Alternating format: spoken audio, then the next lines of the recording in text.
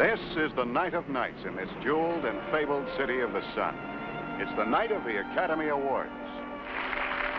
For Grace Markham, it was a triumph that bordered on fantasy. For 20 years, she had lived for a moment like this, struggled for it, dreamed of it.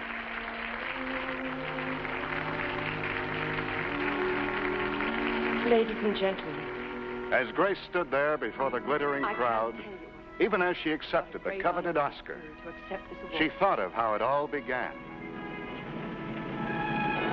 The eyes of the world were on Hollywood in 1936. It was the center of glamour, of excitement, of fabulous dreams. It was a gay time of sudden success. Anything was possible, and the world was young. All right, stand-ins, take a rest. All right, honey, vamoose. Make way for the star.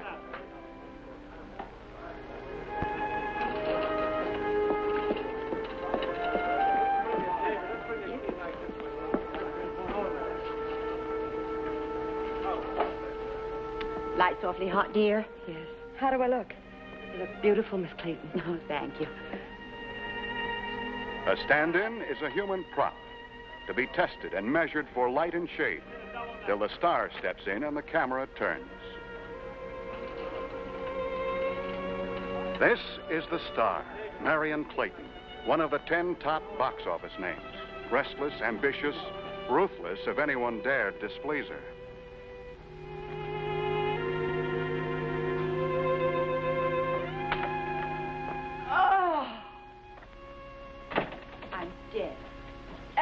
Absolutely dead. Oh, you must be Miss Clayton. Can I fix you a cup of coffee? No. Oh, and the worst part about it is I've got to start another one almost the minute this is finished. How wonderful. Oh, of course, I know it's going to mean a lot of hard work for you, but is it going to be a good story? Mm-hmm. The studio bought that novel, you know, The Rage of a Woman. I'll have 3 leading men, 22 changes of wardrobe, and a chance to do some real acting. I read the book. Did you? Well, no, as a matter of fact, I didn't, but the screenplay will be ready in a few days. I'll read that. You're so lucky, Miss Clayton. Of course, you deserve everything you've got, and you've worked so hard for it. But I guess you're the envy of everyone. Beautiful, movie star, young. Well, we're the same age, aren't we, Grace? I guess so, but... Well, I'm just, you know.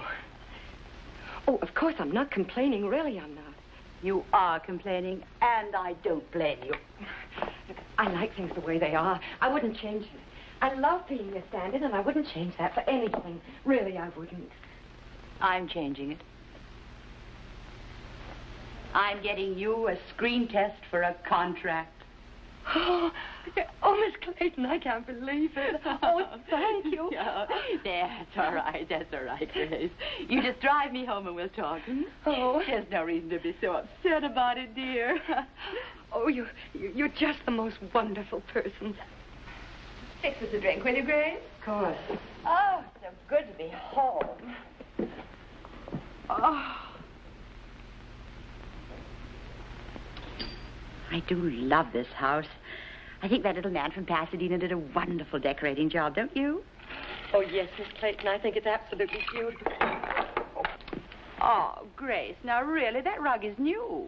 I'm sorry. I'll clean it up. Oh, forget it, dear, forget it. We must only be happy today. Forget it. I have another surprise for you, Grace.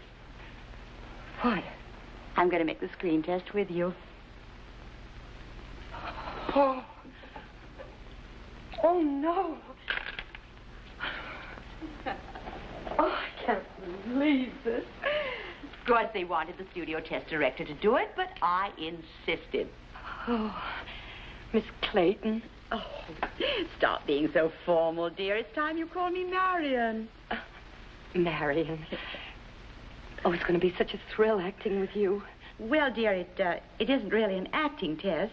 You see, they want to see how you photograph and all that, so, well, it's like an informal interview on film. Oh, I see. Oh, I just don't know how I'll ever repay you. Well, darling, you can't fix me that drink. Of course.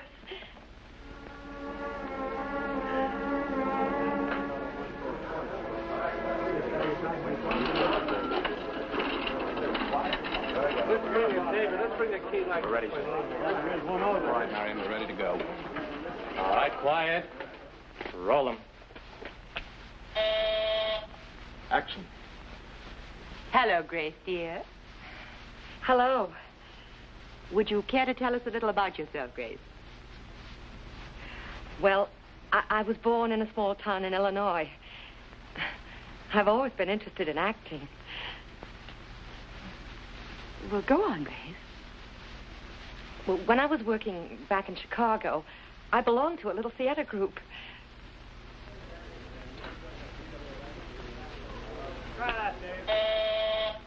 Action. Hello, Grace, dear. Hello. Won't you tell us a little about yourself, Grace? Well, I was born in a small town in Illinois. And I've always been interested in acting. Why are we looking at this? Go on. Just doing Marion a favor. She wanted her stand-in to have a test, so we made a test. I belonged to a little theater group. Well, what parts did you play, Grace? Oh, well, I played all sorts Back of in the parts. light, please. On the marks. Keep your head up. Look right into the lens. I'm sorry. What parts, dear? Oh, I played all sorts of parts. Comedy, Shakespeare. Hello? Oh, and I Oh. played Nora in a doll's house. Oh, put him on. Don't look at me, dear. Look at the camera. Yes, Sam, you got my message, huh? Now, turn. Turn that thing down a bit, will you? You're right. Right. That's right. Well, is he going to do the part? How much he going to want? Okay, Sam, if he can start by the 10th. I suppose we'll have to pay his transportation from New York. All right, all right. Yeah, have him in my office by Friday morning. I'll airmail a script to him. Right. Come on. Take it down to the office and mail a script to him.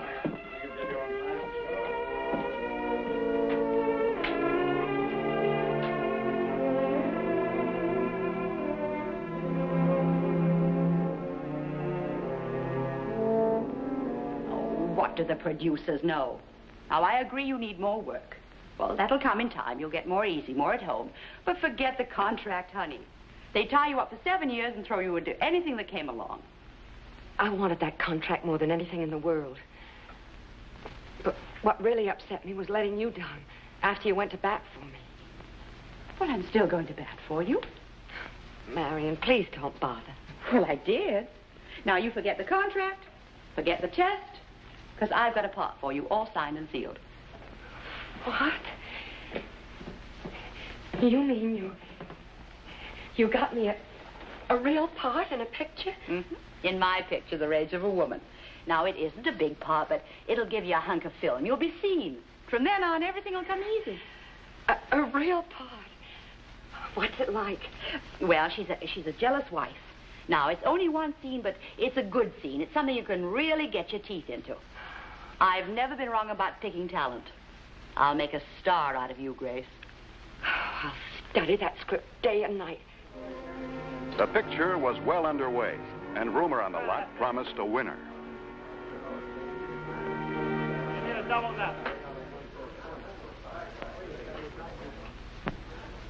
The moment Grace had waited for was here. Roll 'em. Scene 38, take 1. Action. Just who do you think you are walking in here like this?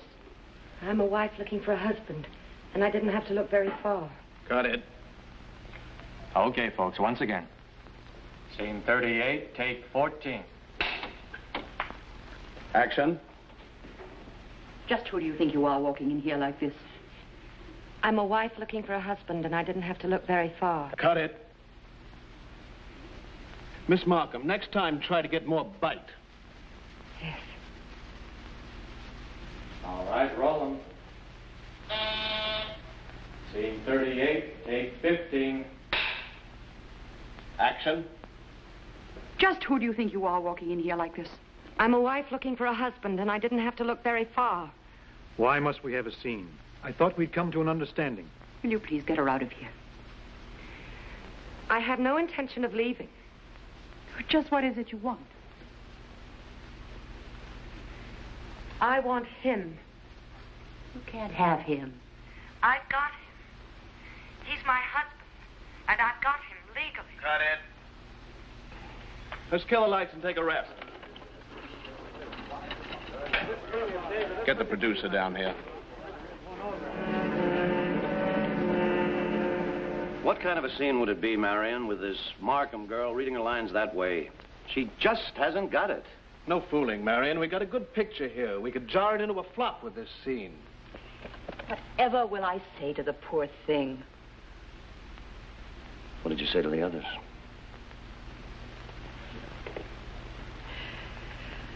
Well, I suppose I can get her a new dress or buy her a nice present or something. Okay, a nice present.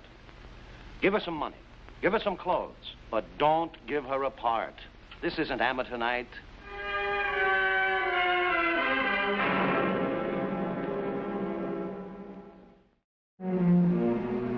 Despite her defeat, Grace remained the stand-in for the star, always clinging to the hope that perhaps someday she would be given another chance. Marion was as dazzling as ever and still playing the great lady. She had given Grace money, clothes, and a steady income as her paid companion. Grace stayed because she had no place to go. And with Marion, there was security of a kind. But with these gifts, Marion gave something else to Grace. She gave her hate. Hate for every success that Marion achieved. Hate for every kindness. And this was what kept Grace going. Hate. The days turned into years. Years filled with miles and miles of following Marion around. Even when she was away from Marion, Grace was standing in for the star. Another one of her endless chores, signing Marion's name to stacks of pictures for the star's devoted fans. How she hoped that one day they would tire of that plastic smile.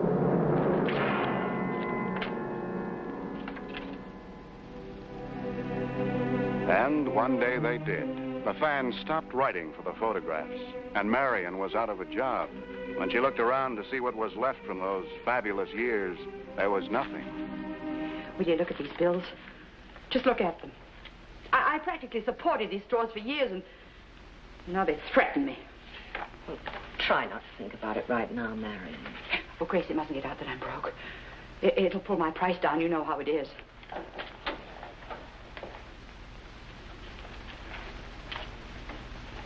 Where did the money go?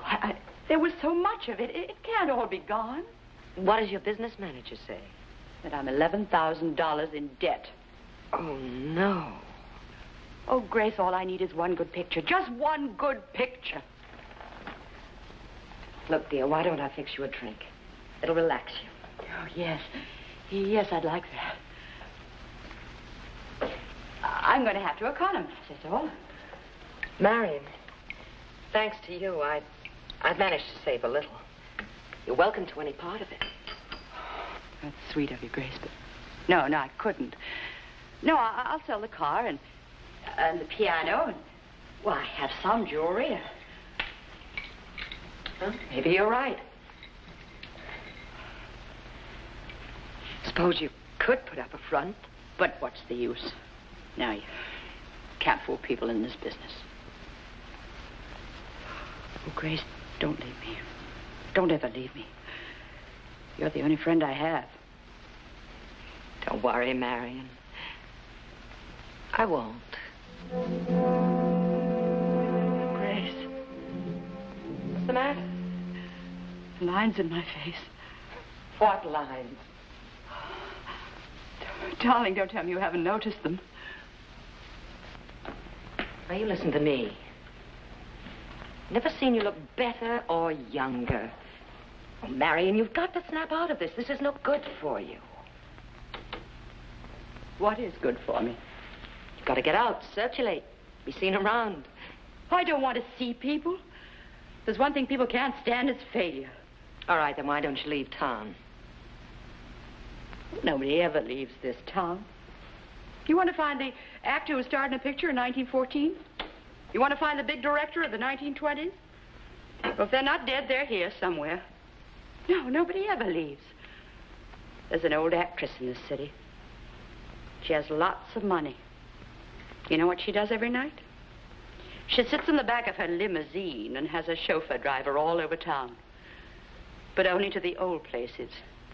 The old studios, the old neighborhoods. And then she comes home around 4 o'clock in the morning and runs her old pictures. And she has money. I've got an idea, Marion. What? You know what we're going to do tomorrow? We're going to Mike's place for lunch. Oh, no. Now, you listen to me. We're going to splurge for once. It'll do you good to be seen around. We can't afford to go to Mike's place. You know that. I can. Just this once. All right? Oh, yeah. I'll fix you a drink. There. Feel better? Yeah.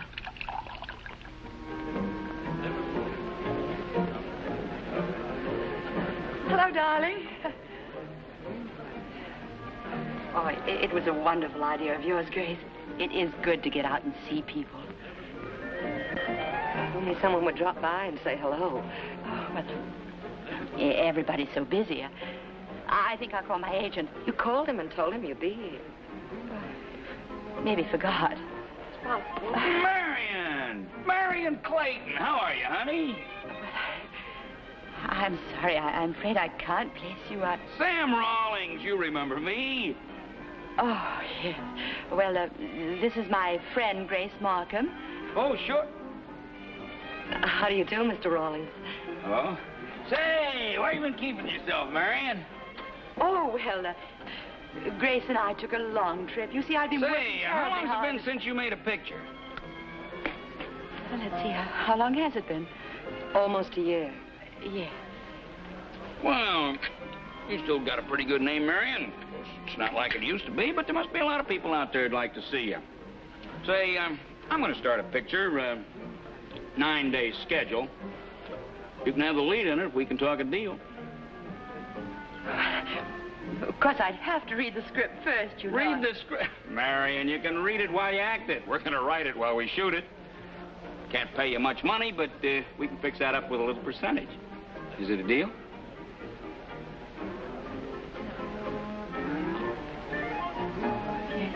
Yes, it's a deal.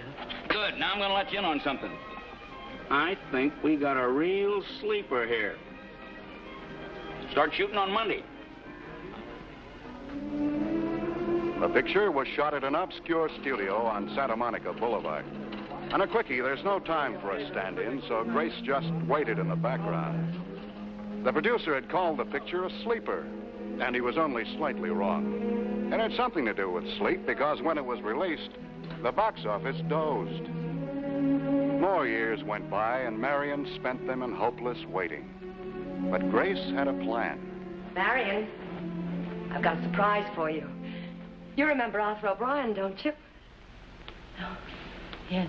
Yes, hello, Arthur. I was your dialogue director on a couple of pictures. How are you, Marion? Fine. I'm directing now. That's nice. I have a part for you, Marion. Pretty good one. It was really Grace's idea. She knew about the script and came looking for me. I think it's a great idea that you do it. What kind of a part? It's a good part. An important part. What kind of a part? Go on, Arthur. Tell her. Well, it's a story about Hollywood. And the part you'd play, it's a supporting part. But I think it's the best part in the picture. A lot of dimensions to it. You'd portray a woman who's lost everything, who's down on her luck. Portray? Don't have to act it. Just remember it. Of course she'll do it, Arthur. Won't you, Marion? Well, it's a deal then. I'll send the script over. Thank you. Oh, you'll send it over as soon as possible, won't you? Sure. Look at me. I don't wear these glasses against the sun. I wear them against the years. Look at me. I'm getting old and I'm broke and washed up. But I gave the studio some groceries they still brag about. I don't want to act. I don't want a part. I want a job because I want to eat. I have nothing and I'm nobody. Can't you please remember when I was somebody? Grace had designed Marion's final and complete humiliation. A paid-for confession on the wide screen for all to see.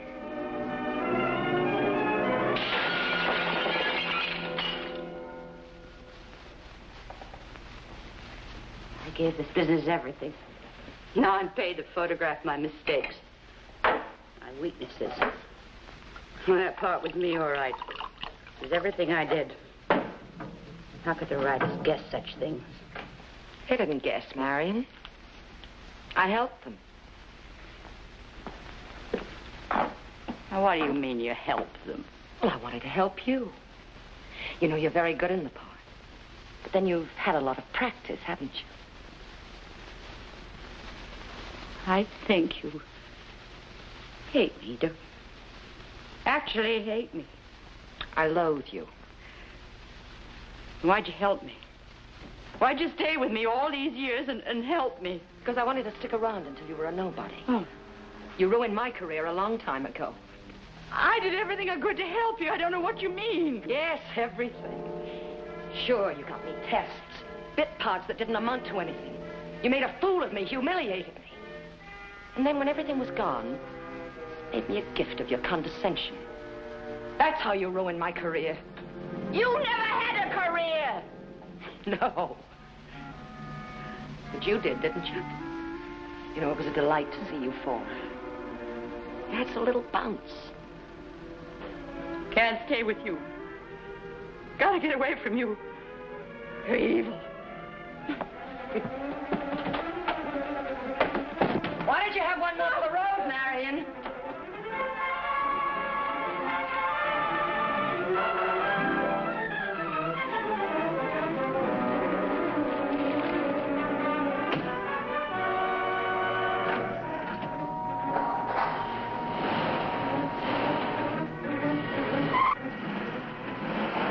Disappeared into the night and somewhere down the stretch of road ran out of life.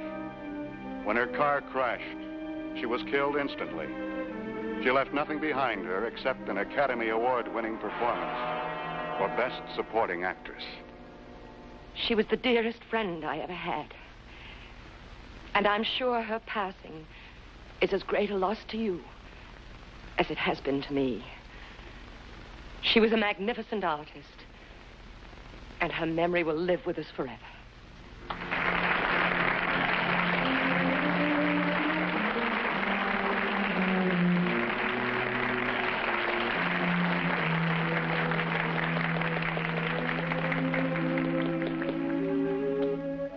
With Marion gone, Grace barely managed to exist by answering fan mail for the studios.